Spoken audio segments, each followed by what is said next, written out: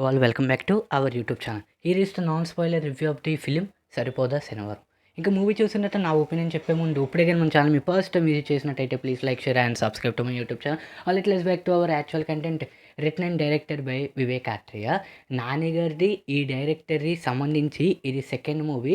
First movie వచ్చేటప్పటికి అంతే సుందరానికి ప్రస్తుతానికైతే ఆ ఫిలిం ఏంచి అంతగా మారలేదు. సో కమింగ్ బ్యాక్ టు సరిపోదా శనివారం. సో మూవీ చూసిన తర్వాత నా ఒపీనియన్ చెప్పాలంటే మూవీ బాగుంది, కానీ కొంచెం ల్యాగ్ అయినట్టయితే అనిపించింది. అప్రాక్సిమేట్లీ ఒక 3 అవర్స్ రన్ టైం కాబట్టి కొంచెం ల్యాగ్ చేసిన అనిపించింది. ఇంకా ఫస్ట్ హాఫ్ విషయానికి వస్తే కొన్ని కామెడీ సీన్స్తోనైతే అలా వెళ్ళిపోతూ ఉంటుంది. ఇంటర్వెల్ బ్యాంగ్ అయితే చాలా బాగుంది. అలాగే లాస్ట్ క్లైమాక్స్ సీన్ కూడా హైలైట్ అనిపించింది. ఇంకా సెకండ్ హాఫ్ విషయానికి వస్తే మాత్రం ఫుల్ యాక్షన్ సీన్స్ అయితే పెట్టడం అయితే జరిగింది. సో మనకి స్టోరీ లైన్ అనేది ఆల్రెడీ ఎస్జే సూర్య గారు అయితే మనకి రివీల్ చేయడం అయితే జరిగింది. సేమ్ స్టోరీ లైనే, ఇంకా ఏటి పెద్దదేం కాదు. అంటే రోజుకి అలా కోపం పడుతూనే ఉంటారు చిన్నప్పుడైతే నాన్నగారు.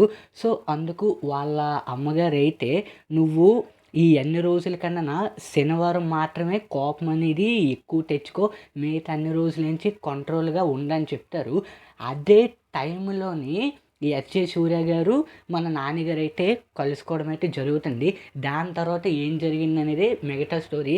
ఇందులోని ఎస్జే సూర్య గారిది ఆల్రెడీ మనం ట్రైలర్లో చూపించినట్టే కొంచెం కోపం అయితే ఎక్కువ, కానీ మన నాన్నగారిది అయితే కోపం అనేది ఎలాగైనా తగ్గించుకొని అనుకుంటారు.